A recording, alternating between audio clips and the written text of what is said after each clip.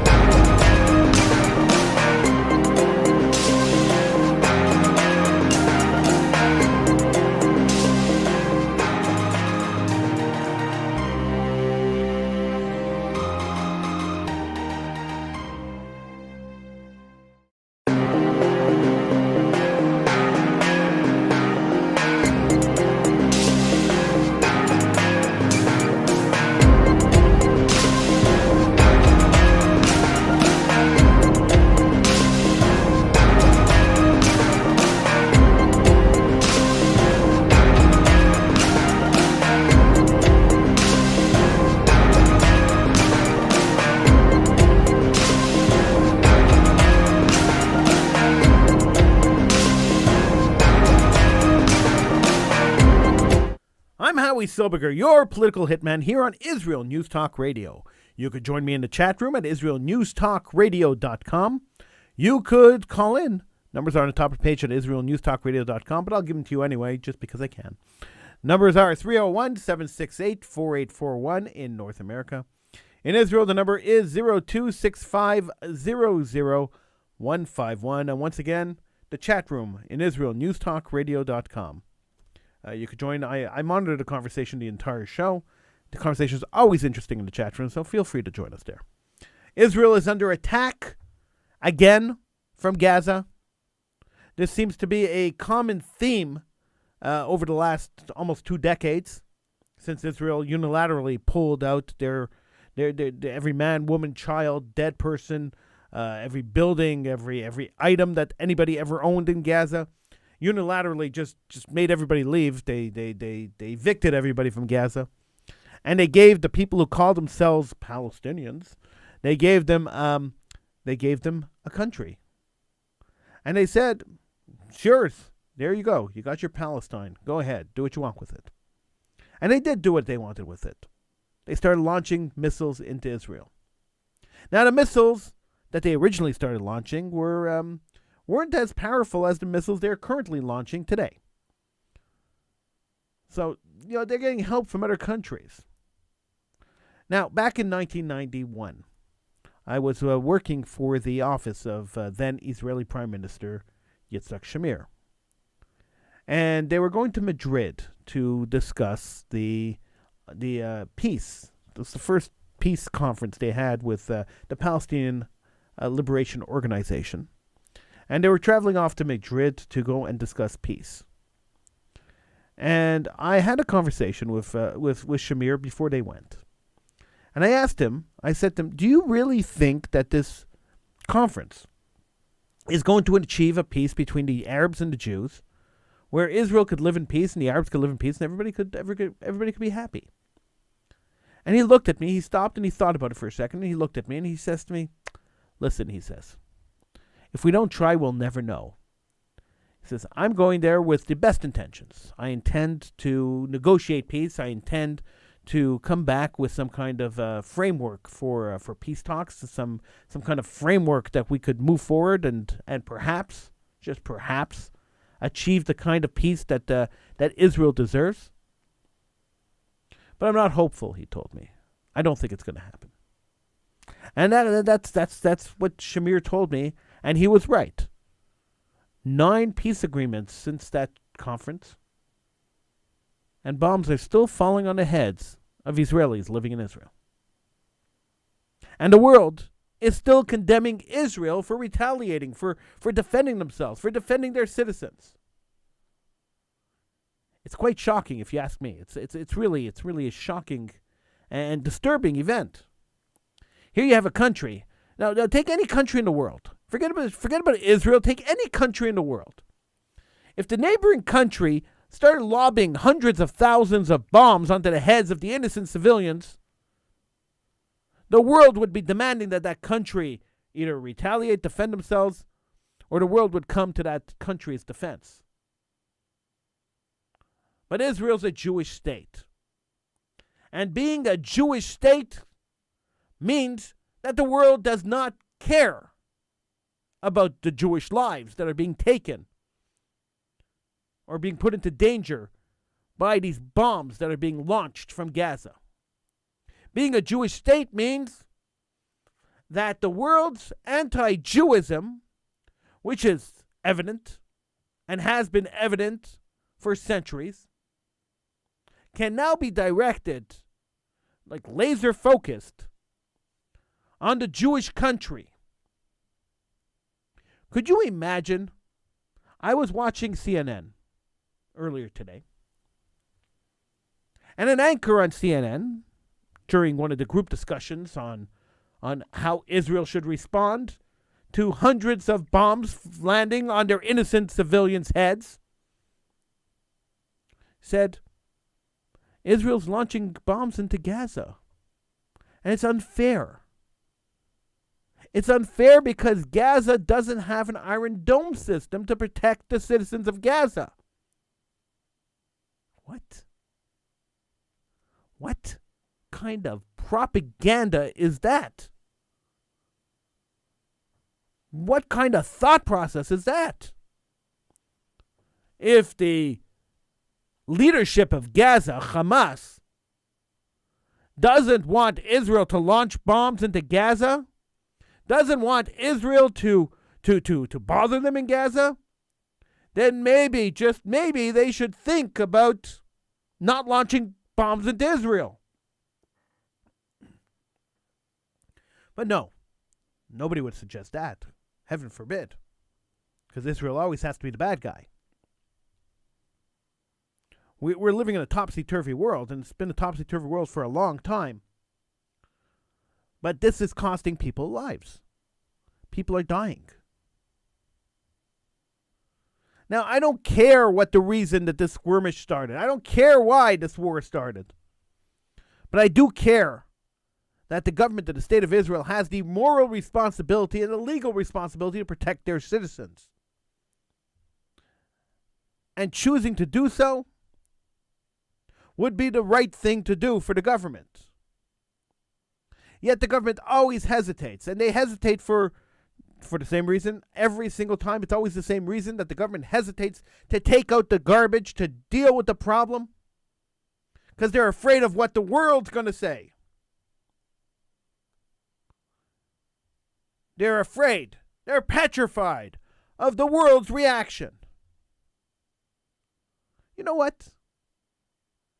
Who the heck cares what the world says? What's the difference? A government's job is to protect their citizens. A government's job is to stand up and say, if you're putting our people in danger, we're going to take care of you. Israel used to be a country like that. Israel used to be a country that cared about their citizens, that protected their citizens at all costs. They traveled thousands of miles when people were hijacked and taken to some foreign country. They sent people in.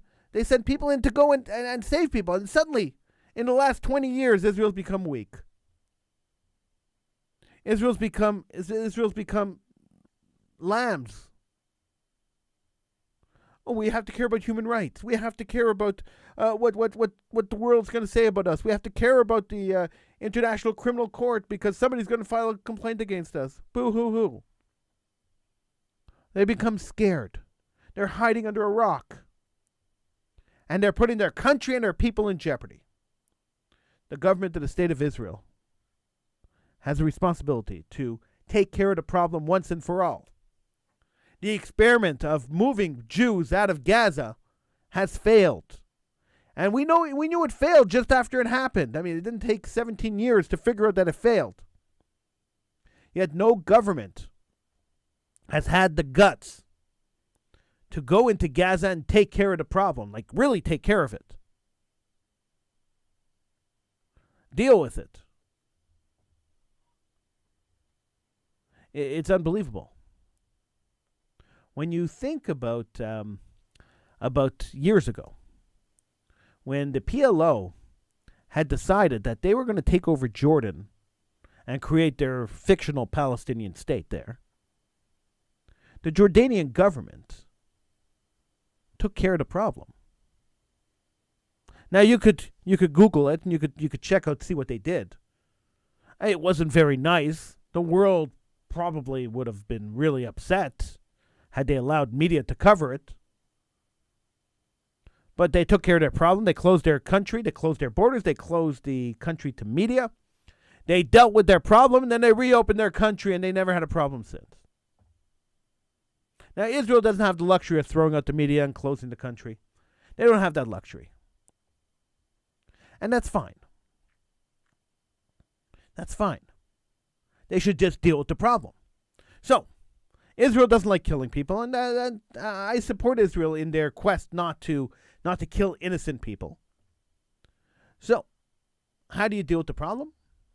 You open the border and you tell people, listen, we are going to destroy Gaza. We're going to rip it apart to pieces. If you want to survive, then you better leave. If you don't want to survive, then you want to stand and fight, you can stand and fight. And they should level Gaza. sending a message to the world that we are not sitting ducks and we are not going to allow our people to be put into danger, and we are not going to allow hundreds of thousands of rockets to land on our citizens' heads. It's not acceptable, not going to happen. A show of strength is what's needed here. Not a show of diplomacy, a show of strength. And if the world doesn't like it, and if the lefties start screaming, and if the Americans threaten to pull their loan guarantees or not supply weaponry or cut Israel off, so be it. Israel has to protect their country. They have to protect their sovereignty. They have to protect their people. Allowing this to continue puts all of that in danger. And that is completely unacceptable. I want to hear what you have to say. Give me a call.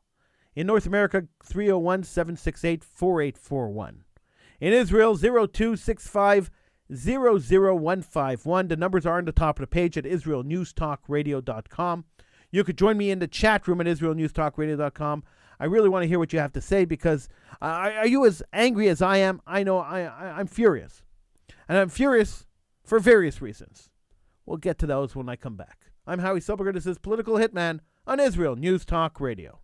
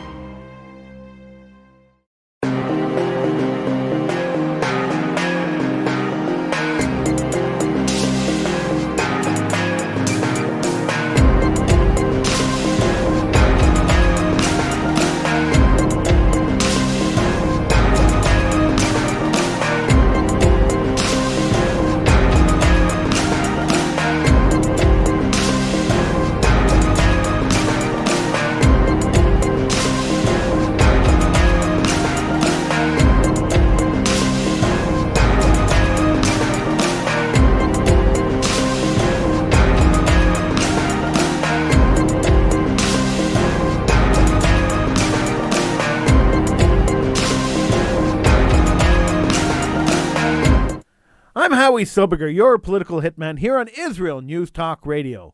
Feel free to call in. Numbers to call in North America, 301-768-4841. In Israel, the number is 0265-00151. You could join me in the chat room on israelnewstalkradio.com. You'll also find the numbers on the top of the page, so if you didn't write them down, don't worry. They're there on the top of the page on israelnewstalkradio.com.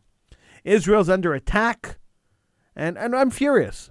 I'm furious because the government of Israel is not doing what they could do to solve the problem. I'm furious because this problem has festered for months and years, decades. This problem has festered, and Israel has been reluctant to deal with the problem. Now, somebody messaged me privately and said, Howie, what are you talking about? The Israelis leave this problem active. They kind of leave it there because they need this problem. They need it to be there. They need the conflict in order for in order to keep unity, in order to keep things going, in order to keep the country together. And that if they took care of the problem, which they could do in 2-3 hours for sure, if they dealt with the problem and they actually took care of the problem, they would be causing more problems for themselves. Now, politically, maybe this person is right. Perhaps he is not so right. But I actually believe that the government has the moral responsibility, to protect their citizens. They have the moral responsibility to deal with this problem once and for all so that people don't have to live in fear of bombs landing on their heads. Every 3-4 years we have this kind of thing. Bombs start coming in from Gaza.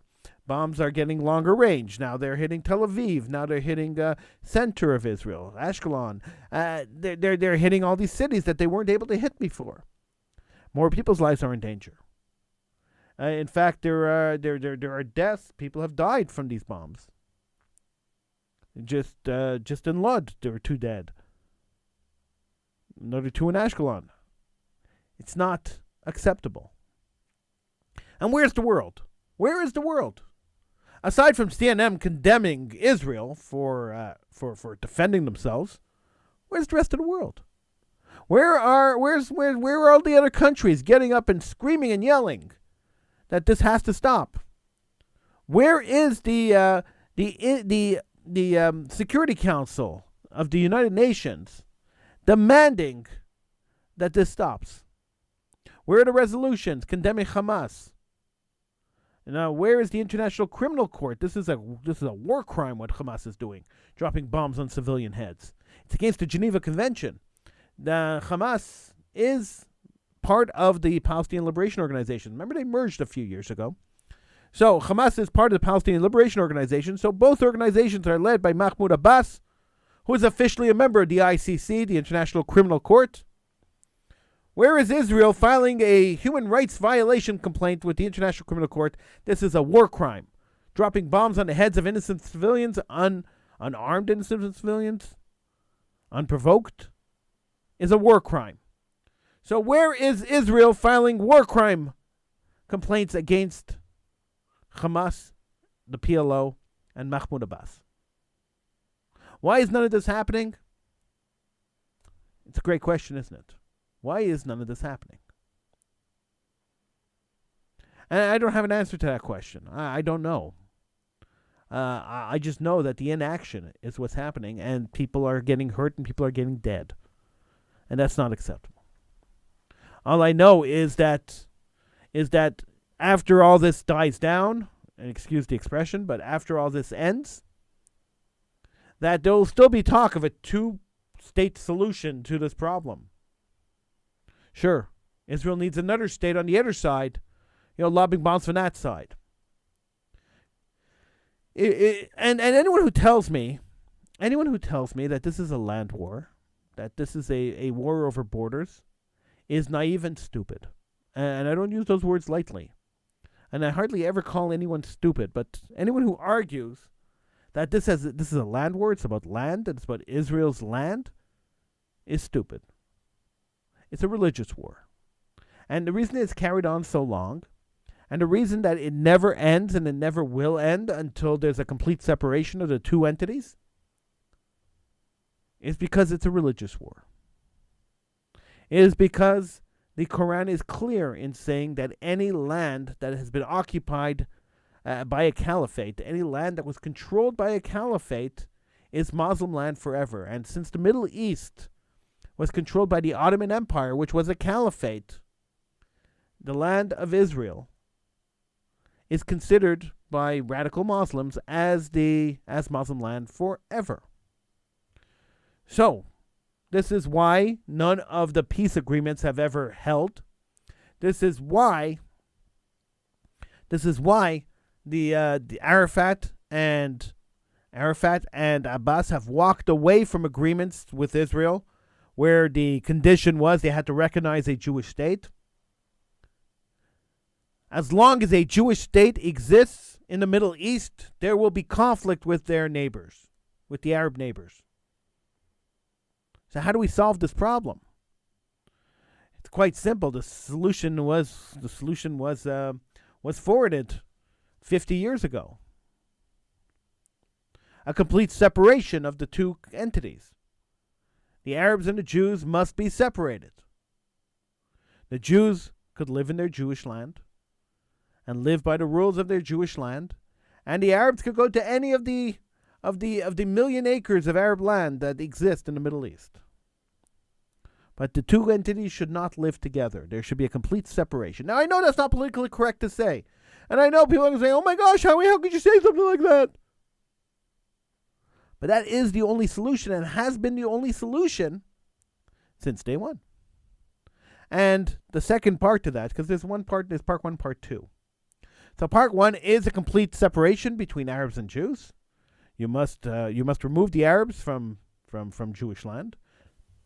Much in the way Arabs removed the Jews from Arab lands over the last 50 years. And Israel, Jewish Israel, must show a sign of strength.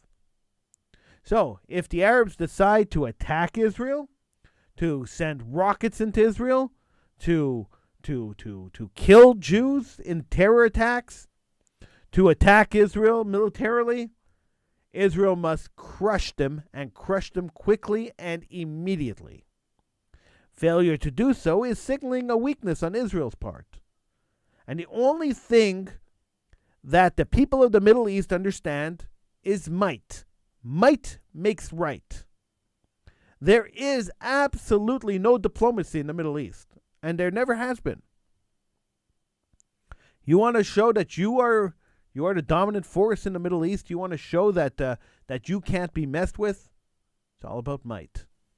How strong they think you are, and how much you could hit back. If they hit you, you hit them 10 times as hard. If you hit them 10 times as hard, they think twice before hitting you again. It's like a bully. It's like a schoolyard bully. He can bully you, but when you punch that bully back or kick him where it hurts, that bully thinks twice before messing with you again. Israel must be strong and must show strength. And so far, in this conflict, Israel's shown weakness. In all the other conflicts, Israel's shown weakness. Let's negotiate. How about a ceasefire? Let's go to Egypt and ask Egypt to have a ceasefire. Let's go sit down at the table and try and negotiate peace. Let's go to Camp David. Let's go here. Let's go there. No, stop. What are you doing? How about this? The only way you're going to have peace in the Middle East is when the Arabs stop attacking Israel. Period. That's the only way you're going to have peace in the Middle East. Israel will continue to defend herself. Israel will continue to defend her citizens as strongly as she can. And the only way that you're not going to have conflict is if you don't attack Israel. Unfortunately, the current Israeli government does not have the guts to get up and say something like that. I'm hoping that the future Israeli government, that the next formed Israeli government, we don't know who's going to be prime minister or what the government's going to be, will be strong enough to do this. And the irony of this whole thing is that these attacks started just after Yom Yerushalayim, the day celebrating the reunification of Jerusalem, a day of strength for Israel. I mean, it was the 6-day war. Israel beat all the Arab countries, all the Arab armies in 6 days and reconquered Jerusalem and unified the city. The irony is the celebrations of Israel's strength have been minimized, not by the rockets falling into Israel. That has not minimized the strength of Israel. What has minimized the strength of Israel has been the weak, shaky-kneed reaction of the Israeli government. That is what has minimized the strength, the celebration of the strength of Israel. Israel should also call upon her neighbors to come and help rid Israel of these problems. Call her friends, her allies. I mean, these are things that could be done, but they're not being done, and they haven't been done since this problem started almost 18 years ago. Quite scary if you ask me. I'm Howie Silberger. This is Political Hitman. Call in 301-768-4841, 0265-00151. Join me in the chat room at IsraelNewsTalkRadio.com. I'm Howie Silberger. This is Political Hitman.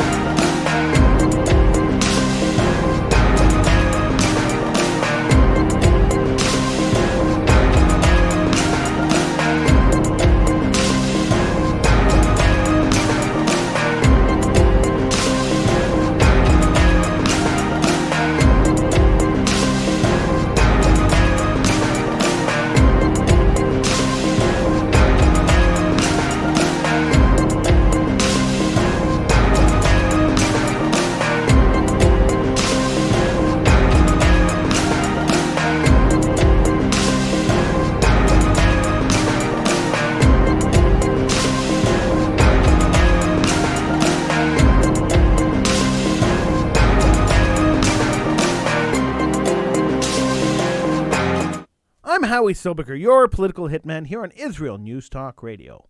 Feel free to call in. The numbers to call, 301-768-4841. In Israel, the number is 0265-00151. And, of course, you could reach me and you could chat in the chat room at IsraelNewsTalkRadio.com, where the numbers are also on the top of the page. So feel free to go to IsraelNewsTalkRadio.com, join me in the chat room, or call in. Even better. I'd love to talk to you. 301-768-4841. In Israel, 0265-00151.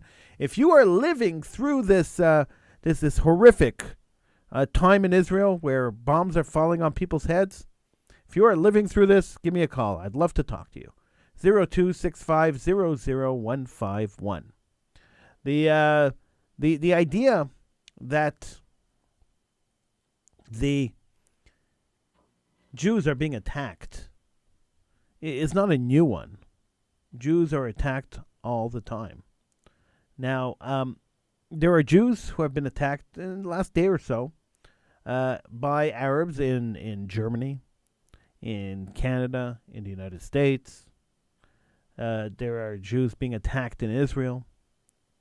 Lynch mobs have gone after Jews in different cities in Israel. It is not a pleasant time. Now, I'm not trying to scaremonger and trying to scare people from going to Israel. God forbid. But we have to understand that the situation is not normal. That the situation is out of control. And that we have to and we must control the situation somehow. That Israel has to get the situation handled. They have to deal with it. It always makes me think. It always makes me think of a school teacher who has a rowdy child in the class, and they say, the kid will grow out of it. Let's leave him alone. And the kid keeps going, and the school teacher says the kid's going to grow out of it, and the kid keeps going, and the school teacher says, he has to mature. Look, it's already November. I mean, we're doing this in September. He has to mature, and then November turns to December, and December turns to January, and then so on and so on and so on, and eventually you get to May and June, and the kid is now not only disrupting class, but he's destroying the furniture and throwing things across class, and the teacher says, "Wow, this has really escalated from September. I wonder what's triggered this kid to escalate like this." And the realization that you've allowed something to fester for so long, you've allowed something to grow from a small seed to a large plant in months and months and years of time, that the issue isn't with the people causing the trouble. The issue isn't with the people causing trouble. It's with your reaction to the people causing trouble. That's where the issue lies. So you not doing anything has emboldened the people who are attacking you. You sitting idly by and watching, like a spectator watches a tennis match, has emboldened the terrorists in their goal to destroy the Jewish people. Now, their goal is not to destroy the state of Israel. Hamas's charter is quite clear on that.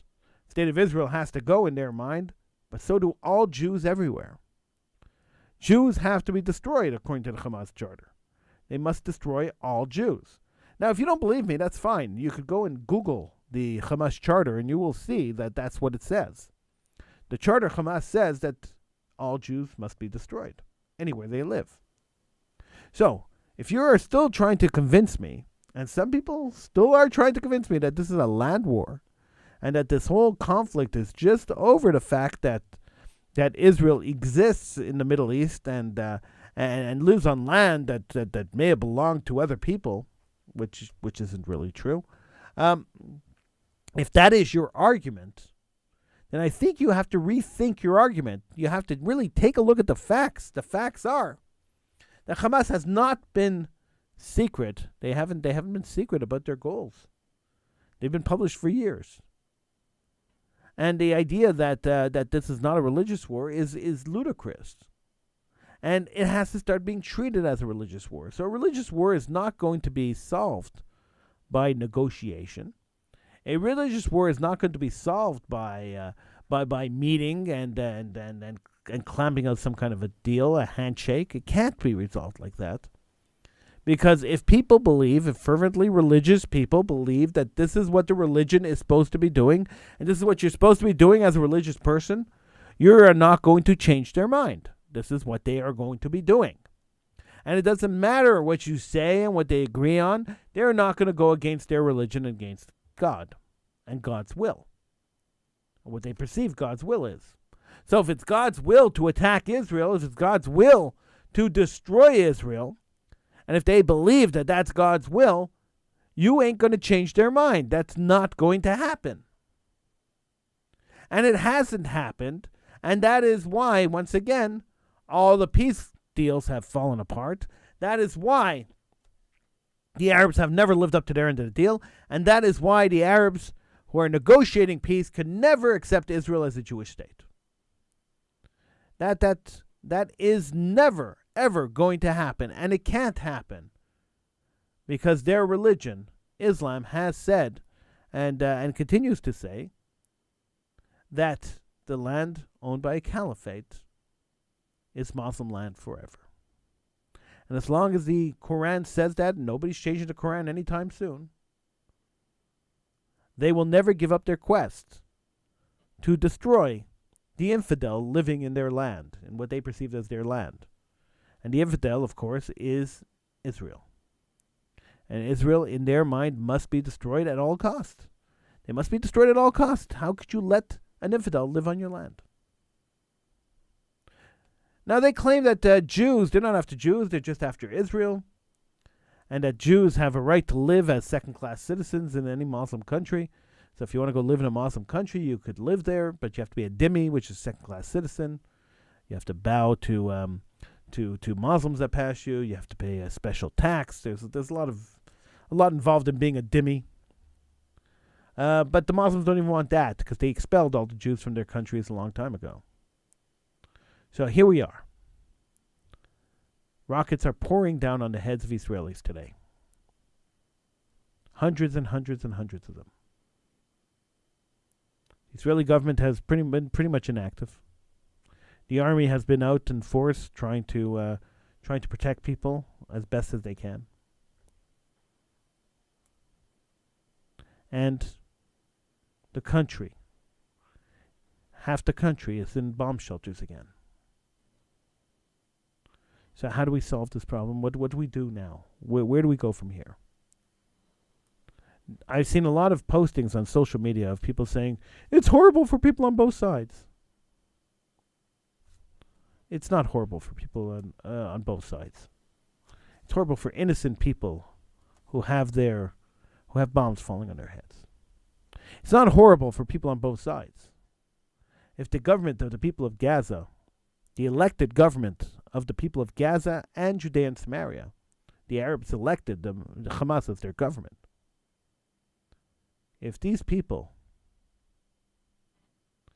cared about their people, cared about Israel's retaliation, cared about the lives of their people, they wouldn't be doing what they're doing. But we know, and we all know, and don't pretend you don't know, that the lives of the people living in Gaza are meaningless.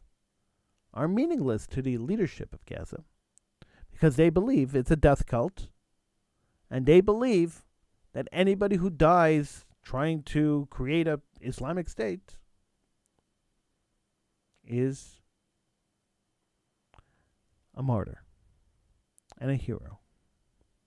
And as long as they believe that, and lives don't matter, so if Israel retaliates and people get killed, they just become martyrs and lives don't matter. If but on the Israeli side, the Israelis don't believe that at all.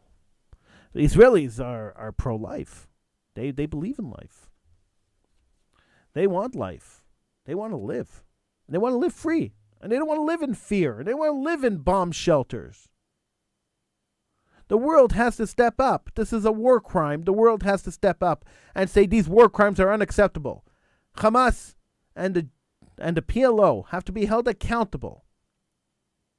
The leaderships of the Palestinian Authority, PLO, and Hamas have to be held accountable for these attacks, have to be held accountable for these deaths, have to be tried for war crimes. Israel has to step up and file a complaint and show force and stop these attacks on their civilians. Failure to do that is failure of government. I've said it before and I've said it again. The current government of the State of Israel is stale. It's time to get rid of it. Now, I know there's been 3 elections already, but I really hope that a new prime minister comes into effect. And I really hope that this new prime minister has the guts to do what has to be done to end this problem once and for all. I really hope that the new prime minister, whoever it may be, will be able to not bow to world pressure, because the Jewish state always has to bow and give concessions to their enemies. Will not bow to to the threat of no loan guarantees or no trade with or some kind of economic boycott. But we'll do what they have to do to protect their citizenship, to protect their democracy, to protect their republic. This is what has to be done. That's the government's job. Sure, we have to worry about everything else too. Definitely. But the safety and security of their citizenship comes first. And if that means sacrificing something else, the government has to do it. There should be no questions. There should be no second thoughts on that. If there is, it's not much of a government. I'm Howie Silberger. This is Political Hitman. I will see you again next week. Thank you so much for joining me.